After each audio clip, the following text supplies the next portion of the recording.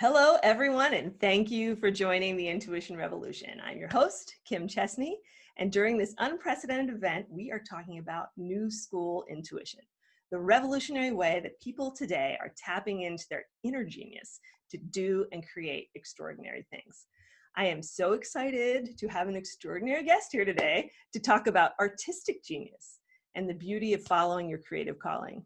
Dayschildkret is internationally known for his book Morning Altars, and it has inspired tens and thousands of people all across the globe with his stunning impermanent earth art, which you can check out over here. He has done exhibitions, performances, and workshops all over the country, and I have so much respect for Day, not just for his artistic vision, but also for his commitment to live his truth.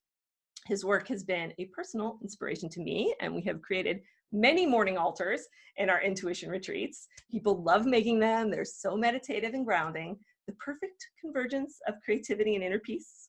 What an honor to have Day here with us today and share his creative wisdom. So welcome, Day. Thank you. Happy to be here. So glad to have you.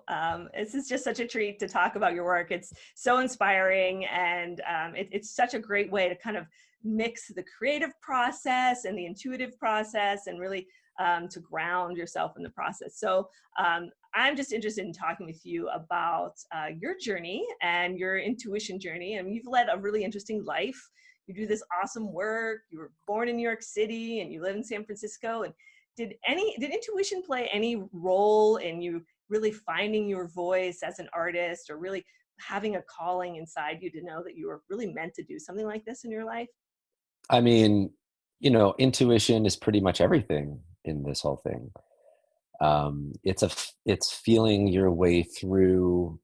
To me, a calling is something that you really have to listen to.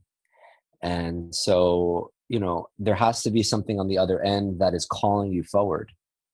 And so my whole life has been really a faithful listening to something else that's calling me forward. And some of it has been very, in some ways, some of it has been challenging because you don't really know where you're going when you're being called forward. And so there's a lot of mystery at play. There's a lot of uncertainty at play. And so you have to be really faithful to a calling that you don't really know if it's going to lead you really anywhere. And so, all I could tell was that when I was started to do what I do, which is to make art out of the earth, that for me, it started off as a very personal practice, as a way for me to really just heal my heart from a breakup that I was having and my dad's death. And so I was just doing it as an intuitive way to just heal my heart and to just proceed every day in life, so that I could function, because when you're grieving, it's very hard to proceed. It's like grief really is an interrupter, and we live in a culture that is asking us to always kind of be on all the time and to produce all the time. And yet there's moments, being a human being, there's moments where we are grieving, when we lose things or lose people. And so the grief interrupts that productivity. And so for me, I couldn't really do a lot in my life when I was grieving. My work was really slowing down. I didn't want to socialize as much. And so I just, I had a dog at the time. And so her and I would just kind of wander in the hills where I was living in Richmond, California. And we would just collect things. And I would sit under this tree in the regional park that was near my house. And I would just spend an hour or two making something out of the leaves and berries and bark that I found on the ground. And I would just make something symmetrical. And it was something that was like a balm for my heart. And after a while, I realized that this was actually just not for me. This is actually something bigger than me. And so, because I started to put it out on Instagram and I started to put it out on my website, or I started to send it to friends and family, and the response that I was getting was incredible. And people all around the world would go out to their place that they live, whether it's Russia or Iran or Brazil or England or Canada, Japan, and suddenly they would go do the exact same thing, make some art out of nature, um, for their own reasons. So maybe, they had a birthday, or maybe that they were moving and they needed to, in some ways, mark that moment, or maybe they just woke up feeling grateful that morning.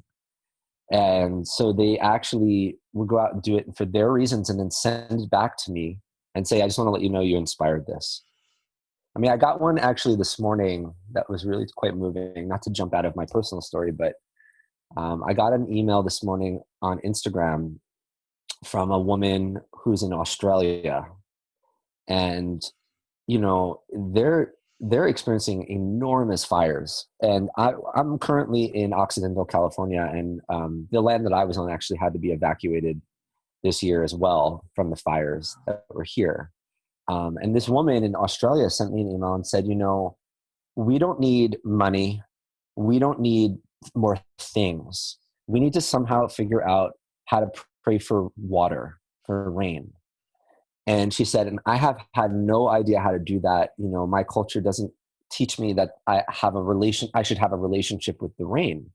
She said, but after reading your book and seeing that I could actually go outside and make something that's devotional, make something beautiful and devote it to the rain, that felt like the right thing to do. So I want to just thank you for giving me a resource to be able to be devastated about what's happening to my land, to Australia, but at the same time to give me purpose so that I'm not just totally collapsed.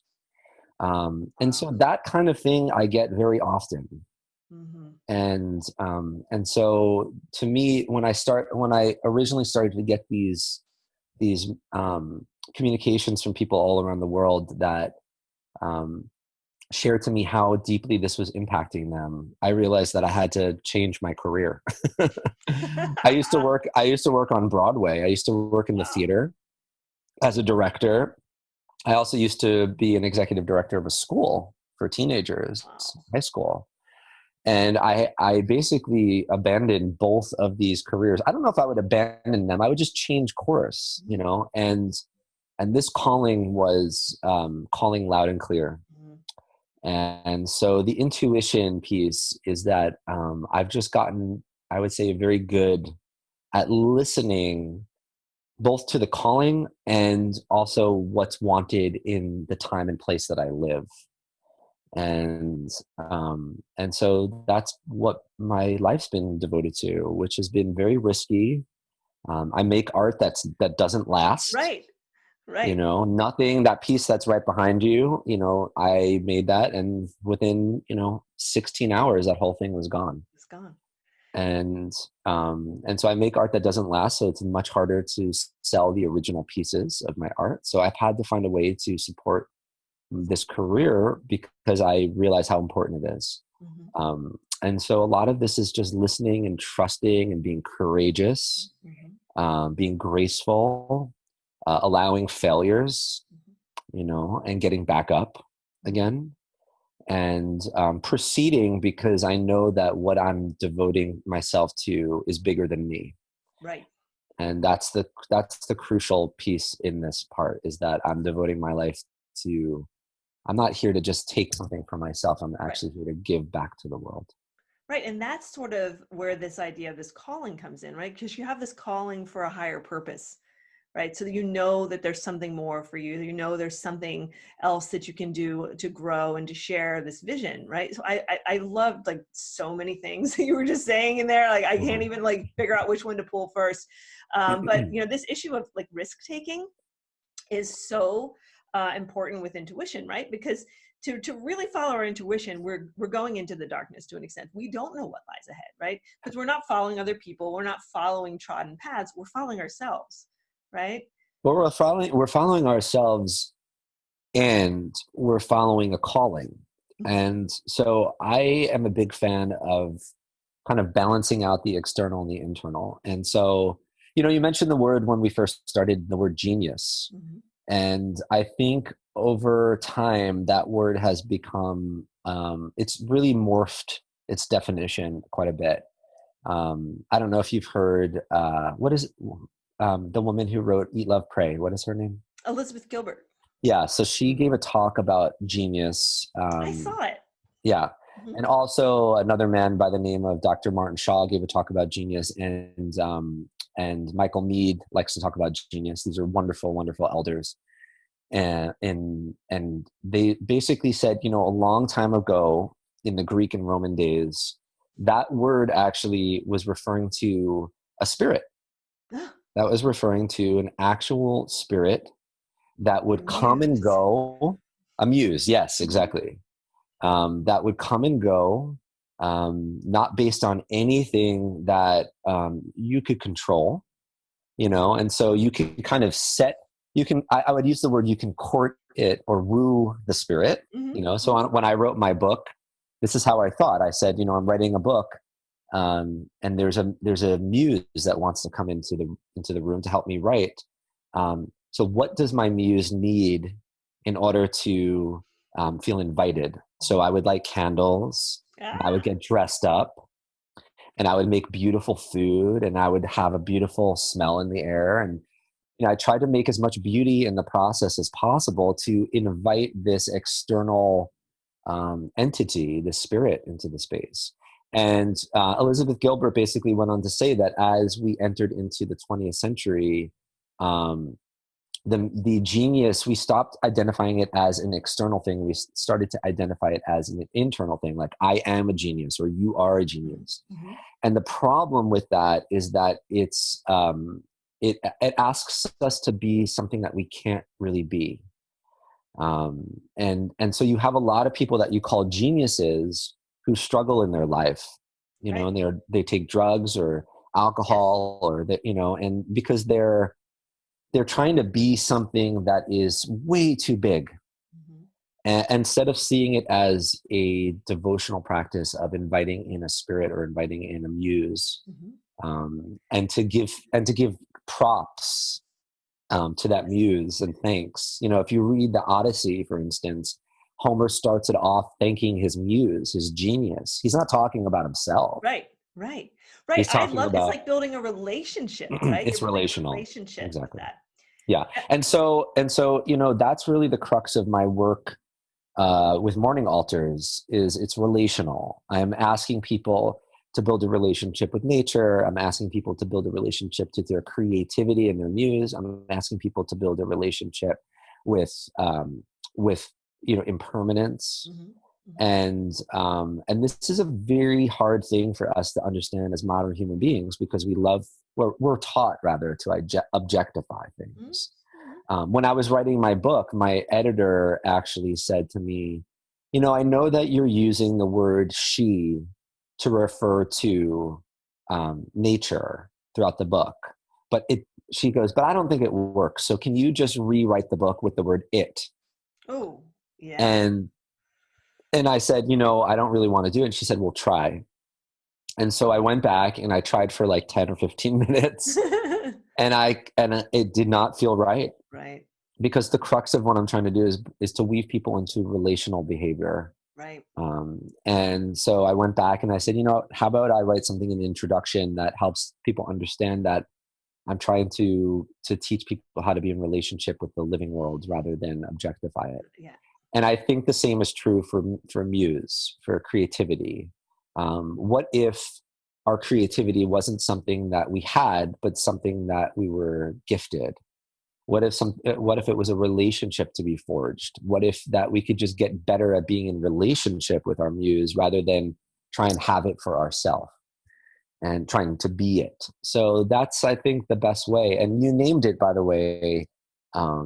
When you spoke about intuition going into the dark places, really, when we're dealing with muses and spirits and creativity and genius, really what we're dealing with is the unknown, Yes. is with mystery. The mystery. Hmm. And so how do we get good at living in the mystery? And then it immediately goes to intuition. Is one really good way to get good at being in the mystery, is being intuitive. Another good way is being courageous and Hmm. brave. Hmm. Hmm. Another good way is being graceful. Hmm. So these are all good skills to get good at living a life in the mystery. Yeah, and it's that mystery. That's the place. That's where the magic happens, like It getting out of that is. comfort zone and trying new things. Like that's it. So that's where we want to go if we want to do these extraordinary things. So Exactly. Another thing I love that I noticed that a little play on words that you used when you were talking about your practice, and you say like one of the final steps is to let it alter and alter, the play on words with alter Uh-huh. and alter, Yeah. right? Uh-huh. So I this whole idea of impermanence and change, um, like this seems to be really like the foundation, the core of, of your intuitive like calling with this Yeah. kind of creativity, Yeah. right? Not getting used to anything being stagnant or being expected. I mean, to me, that's what intuition is really Yeah. all about, is that it's recognizing that things are changing, and that the intuition is suggesting, okay, I need to really soften or listen or slow down, to get good at hearing what has changed. Yes, Um, you absolutely. You know, just hit like the nail on the head with really a lot of the way I talk about this in my book about this sort of type of intuition as visionary intuition or creative intuition, because it really is about change and transformation, right? It's about how we're moved, right? So we think about it in terms of the heart, but it's not like our emotions, right? Because intuition is different from like our feelings, right? Because that's a whole different thing, that can take us down a different path. But the way that we're moved by our passion, right, by our inspiration, by this muse, by this genius, right? So that's that core of intuition, that when we get into that space, and even if we're creating an environment around us, lighting candles, playing music, eating good food, all of that stuff like energetically aligns us with that place yeah, where we can hear our muse too, yeah, right? exactly. I think that, I wrote about this quite a bit in the book, but I said, it's very easy in the practice that I'm teaching people to focus solely on the product, which is on, right behind you, the calendar that you have, to focus on product placement, to focus on, the actual end product. But I say in the book, every step of the way, and there's 7 steps in the book, every step is a beauty making endeavor. And so, step 1, for instance, is wandering. And it's grab a basket or a bag and you just basically walk around your neighborhood or park or wherever you are, and you get lost for an hour.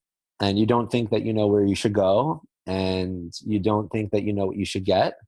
And you just really just let yourself kind of intuitively be guided by nature, by the wind, by the breeze, by the sun, by the crow, and but the question is, how do you walk? How do you find things? How do you speak about what you're doing? How do you sit? How do you make, it's not the actual art where the beauty is found. It's actually in the approach to the art. And so, can you walk beautifully? Can you speak beautifully? Can you take beautifully? And not just take, in an ugly way, which to me is, unconsciously. Mhm. It's really, can you do all of these things knowing that the way you do them matters? Yes, absolutely. And it really either pushes or pulls the thing that you're trying to bring into the space or Mhm. into the world. Mhm. Like any relationship, if you have a partnership and, I mean, my teacher, Stephen Jenkinson, says something very interesting. He says, I'm paraphrasing, but he says something like, um, there's a big difference between courtship and seduction. Mm. And he said, Indeed. seduction is really trying to take 10,000 things from someone for yourself. But courtship is trying to give those 10,000 things to that which you love. That's amazing. Yeah. And, to me, like the beauty way is trying to give. It's a practice of giving all the time. And the beauty is that is that it's meant to be a gift. And so that's my art, is that you're constantly gifting it. And it has a purpose. It's not just for itself. It actually is meant to be given, and it's meant to be, given away. And then eventually it really is given away, Right. it Back to the disappears.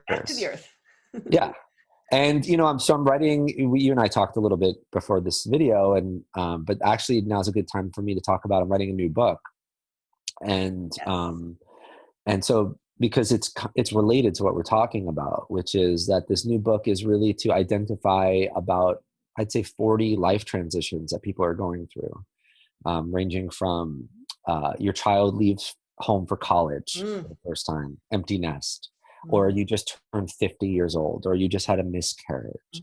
All of these major life changes that they're not like huge, like birth or death or weddings, but they're big, you know, and we don't have ways to properly mark them.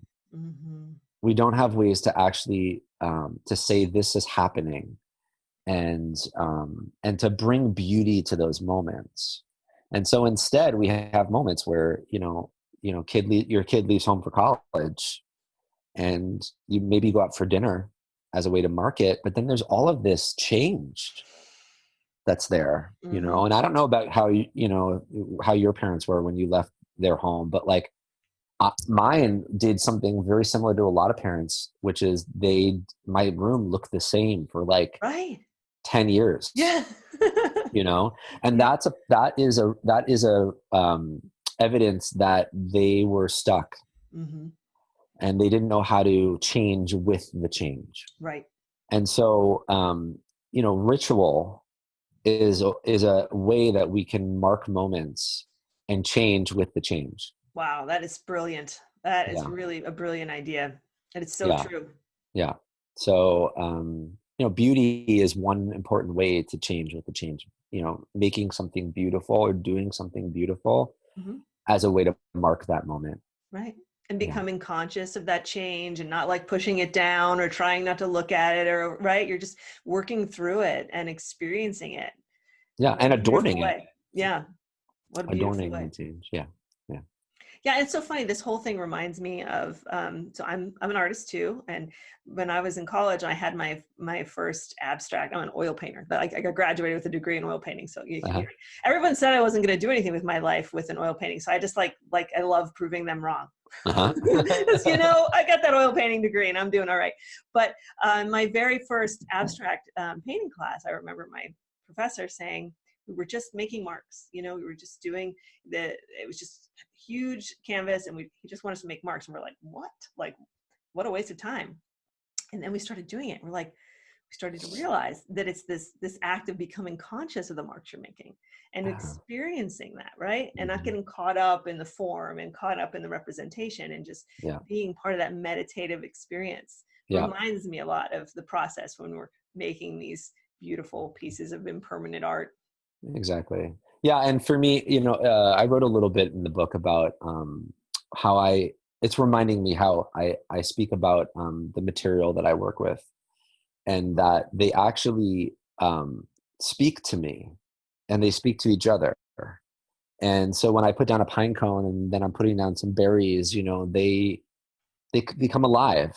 And I think that is really the crux of it, which is, what skill do we need to employ to bring things alive again and to bring ourselves into relationship again with it? And to me, one of the ones that I'm consistently focused on is wonder. To really approach material, approach your paintbrush, approach a song, approach each other, approach your partner with wonder. Not thinking that who that person is or what that is. No, I don't mean to jump in, but like you just really hit a nerve, because it's one of the things that has really moved me, is this idea of how we've become desensitized to this wonder that's everywhere, right? We look around and we're just so desensitized. But really, one of the things working with intuition that you realize when you start to go deep into it is that everything is so much more magical and wondrous than we ever even give it conscious recognition of. Yeah. Yep. And that wonder is a skill, and that you have to practice it to get good at it. Yes. And you can get good at it, but you need to practice it. And so that is like a piano, you do it every day, you get better. You do it many times a day, you get good. You do it a lot, you get really good. And wonder is the same thing. It's, you get better by practicing it. And that is in these times that we live in, which there's a lot of uncertainty and there's a lot of trouble in the world. It really looks to bankrupt us on wonder, because fear is a way to really get out of the practice of wonder. When you're scared, it's very hard to be in a state of wonder. So to counter that, to contend with fear, wonder is a very important skill to practice every day. And to me, what's a better way of practicing wonder than with nature and with art Right. and with impermanence? Right. Those are the three Definitely. pillars of my work, and wonder sits nobly on those thrones. Yes. Yeah. And you can tell, I mean, the things you create are magical. Like the ones that I do, they're not nearly as good. They're shameful. Maybe they're good for you. Maybe they're good for you. Right. They're as good as me and my muse are going to make. Right. But Yeah. you have this meticulous sense about it too, that you can tell that you put so much heart into it, but also so much caring and precision, the way everything is so geometric.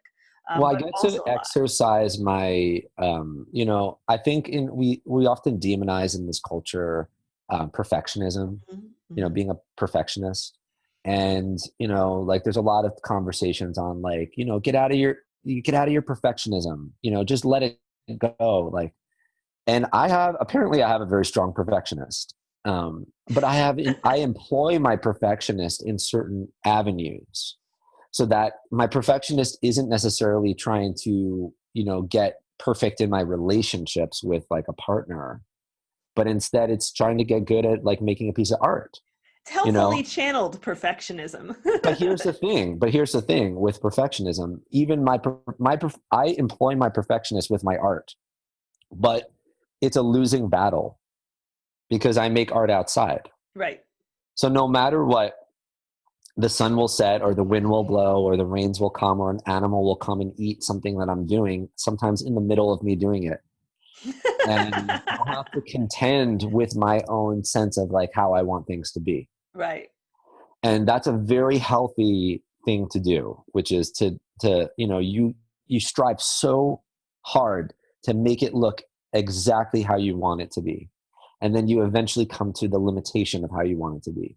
And you realize no matter how much I'm trying, I can't get it. I can't have it last forever. Right. And so that to me is like, you really get to exercise your perfectionist and you get to exercise letting go. And that's why I love this practice. And the muse that has brought me this practice is because you get to do both.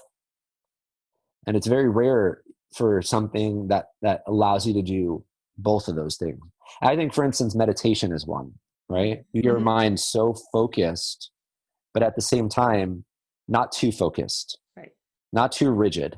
Right. You're letting go and bringing ease and softness, and then you focus again. And it's finding that ebb and flow of perfectionism and letting go. Right. And it's also a metaphor for life, right? I mean, it's how we live and we make our choices in our relationships when we want to like have that sense of control but also have that sense of wonder and that sense of release of what will happen, right? Exactly.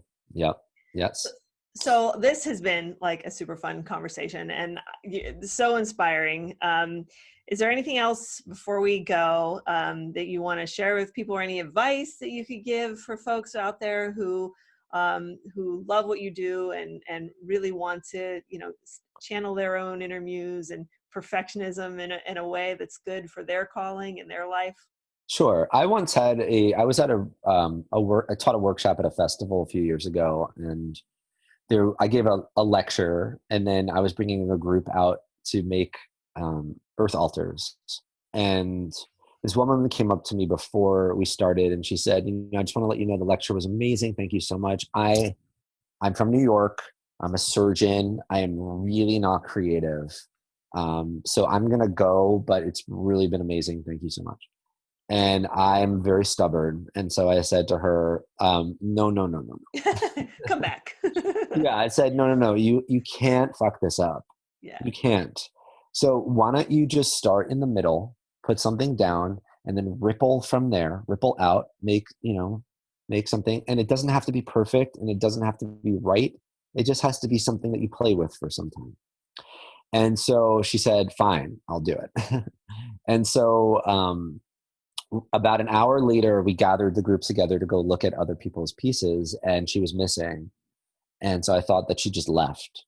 And so we went and visited most of the pieces. And then out of the corner of my eye, I saw her like a few hundred yards away, next to these two rocks, kind of hunched over. And so I brought the group to her, and she saw us coming over, and she started to cry. Oh. And I put my hand on her shoulder, and we just sat there as she cried for some time. And she said, I never thought that I was creative, and I didn't think that I had it within me to do this. And she said, and I didn't even know why I was doing it. She goes, but both of my parents died this year. And so this piece is telling their story. And she said, it's not perfect, and it's not exactly how I want it to be, and I actually need more time. But I'd like to tell you the story of my parents. And it was all there. It was all there. And so, my advice, or whatever it's called, is to just try, put something down. And I would be honored if people who are connected to you would try this art form, because it's so accessible, really. You don't need any money. You don't need to be anywhere specific. You just have to walk around your neighborhood and collect things. You can do it inside. You can do it outside. You can be 5 years old. You can be 85 years old. Uh-oh. Hello? Yep, it's okay. Sorry, got a phone call in the middle of it. And so basically you can be of any age, from anywhere. It can be any time of the year, any time of the day. And people that have tried this art practice, it has become very important to many tens of thousands of people around the world. And so I would be honored if people would try it, because while I love making this art, I'm really in it for other people, and to be in service to their lives and marking their lives, and helping to create more beauty in the world. So that would be my ask. Well, I think we will definitely be obliging that, let me tell you, because it is, the students that have done this with the intuitive practice have just taken on a whole life of their own. It really is an amazing intuitive practice, just to go through these motions. And we talk a lot about intuitive development and getting into a space for your intuition to flow, and creating an altar like this, using the techniques in your book, and just looking at what you do is an inspiration, right? Just people don't even have to have a whole formula. Just being inspired by looking at this, your calendar, or even the things that that you have on your website. It's just so inspiring to see the potential out there. And it's for me, such a great intuitive practice.